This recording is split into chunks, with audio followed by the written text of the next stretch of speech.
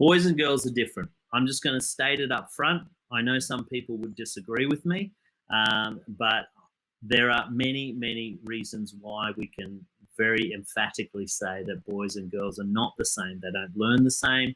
They don't think the same. They don't interact socially and emotionally the same.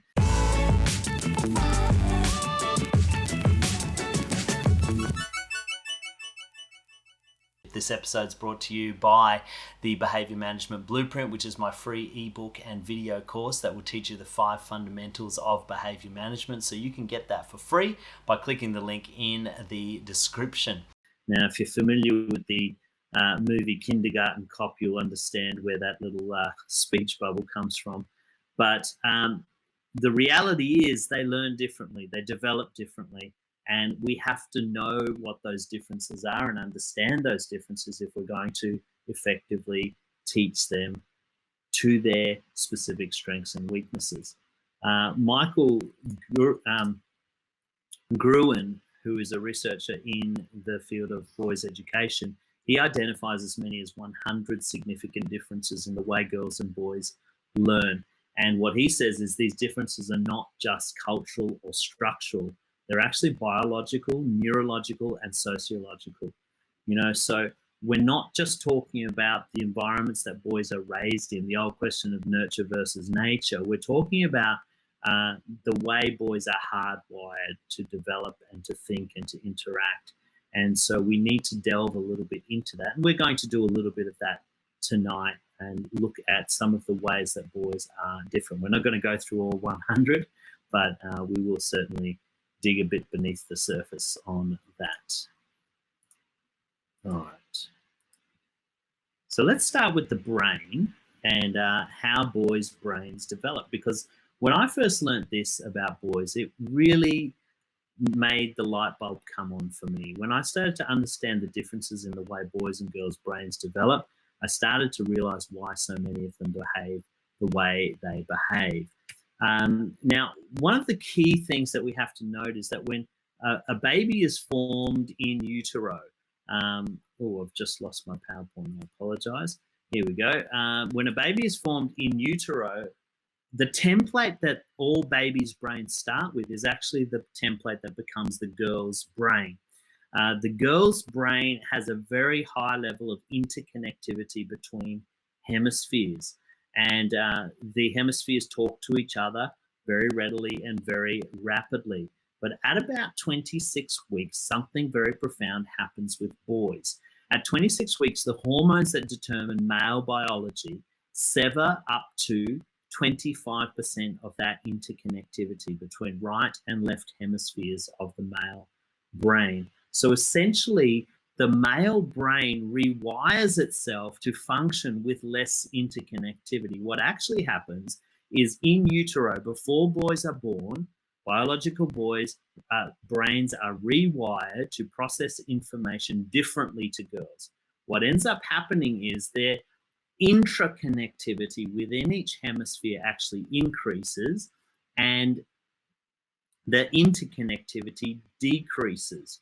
And so what happens is boys become very good at sitting in one side of their brain, either their creative side or their logic side of their brain, and they find it quite difficult to switch between the two sides of their brain. It's something we call context switching. You have to use both sides of your brain to learn effectively, and that's called context switching. But boys tend to find this quite difficult to do unless they're taught how to do it, and we take the time to actually coach them through it. And so when we understand this, we start to think about the way that boys learn in the classroom quite differently. What you will find is that boys tend to process information and stimulus in silos.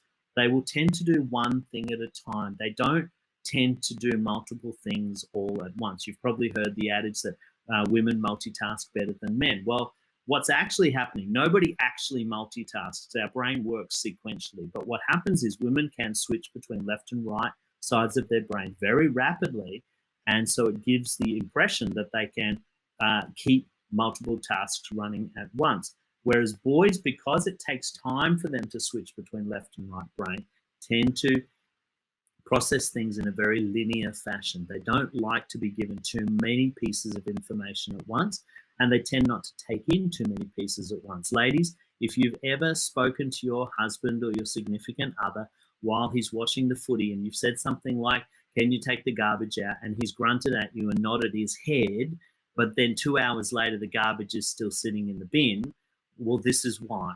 Because what happens is, and when he's doing something, he's 100% focused on that thing. And although he heard you speaking, he didn't process that information in a way that would make him remember.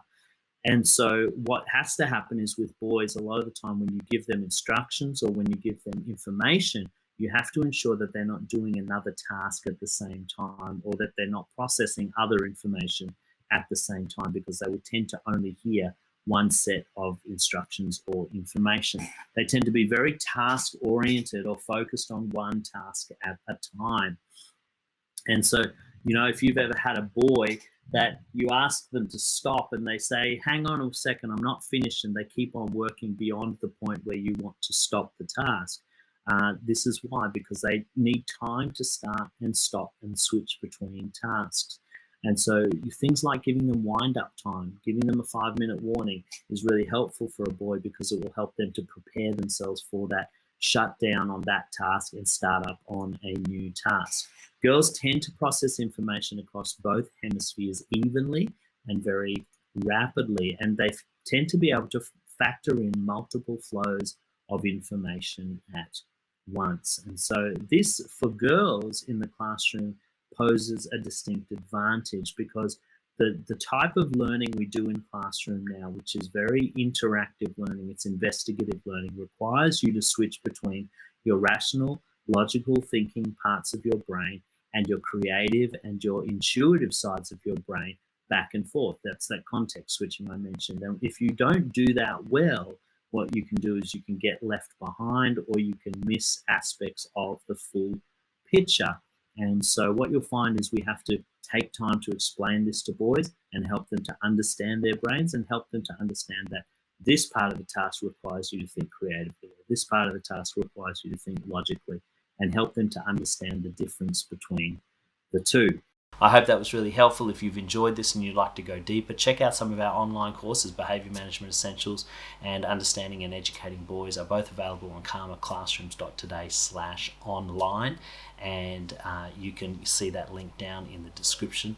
And if you've enjoyed it, share it with somebody, hit the subscribe button so you keep up to date, and we'd love to hear from you. So give us a comment and a like, and I look forward to talking to you next time.